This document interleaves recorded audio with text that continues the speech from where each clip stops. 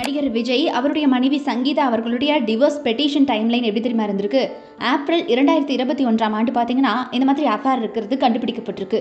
So அதற்கப்புறமா பார்த்தீங்கன்னா September 2021ஆம் ஆண்டிலிருந்து பிப்ரவரி மாதம் 2022ஆம் ஆண்டு வரைக்கும் இந்த மேரேஜ்குள்ளே பார்த்தீங்கன்னா இதை கண்டினியூ பண்ணலாம், இந்த அஃபேர் விஷயத்தை பேசி தீர்த்துக்கலாம் அப்படிங்கிற மாதிரி அட்டம்ப்ட்லாம் அவங்க எடுத்திருக்காங்க. ஆனால் பேச்சுவார்த்தை ஒத்து வராமல் போயிருக்கு. அதற்கு பிறகு ஆகஸ்ட் மாதம் 2024ஆம் ஆண்டிலிருந்து பிப்ரவரி மாதம் 2025ஆம் ஆண்டில் பார்த்தீங்கன்னா இதற்குள்ளேயே லீகல் நோட்டீசஸ் பரிமாறப்பட்டிருக்கு, 2 பேருக்கும் எக்ஸ்சேஞ்ச் ஆயிருக்கு. அதற்கு பிறகு நவம்பர் மாதம் 9ஆம் தேதி 2025ஆம் ஆண்டிலேயே ஒரு மியூச்சுவலான செப்பரேஷன் பண்ணிடலாம் அப்படிங்கிற மாதிரி பார்த்தீங்கன்னா அந்த மியூச்சுவல் செப்பரேட்டுக்கு சங்கீதா அவர்கள் தான் முன்னெடுப்பு எடுத்திருக்காங்க.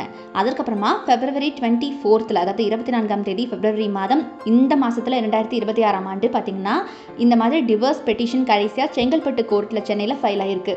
ஸோ இப்போ தான் இந்த விஷயம் லீக் ஆகி சோஷியல் மீடியாஸில் பரவ ஆரம்பிச்சிருச்சு.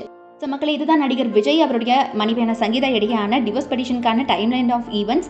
ஸோ இந்த விஷயத்தில் மை கருத்து வாட் ஐம் சேயிங் இஸ், இவர் ஒரு பப்ளிக் ஃபிகர், இவர் ஒரு மாபெரும் நடிகர் நம்மளுக்கு தெரிஞ்சது. அது போக ஒரு அரசியல் தலைவர். இப்போ இவருடைய தனிப்பட்ட வாழ்க்கையை குறித்து கருத்துக்களை தெரிவிக்கிறதுக்கு நம்ம யாருக்குமே உரிமை கிடையாது.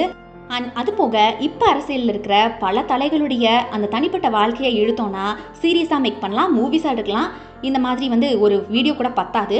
ஆனால் அதெல்லாம் மறந்துட்டு இந்த ஒரு தனி மனிதனுடைய அந்த வாழ்க்கைக்குள்ளே புகுந்து அதுக்குள்ளே நடக்கிற சிக்கல்கள், அது போக இவருக்கு எப்படி பிரச்சனைகளை ஏற்படுத்தலாம் இந்த 2-3 மாதத்தில் அப்படிங்கிறதெல்லாம் கேவலமாக இருக்குது.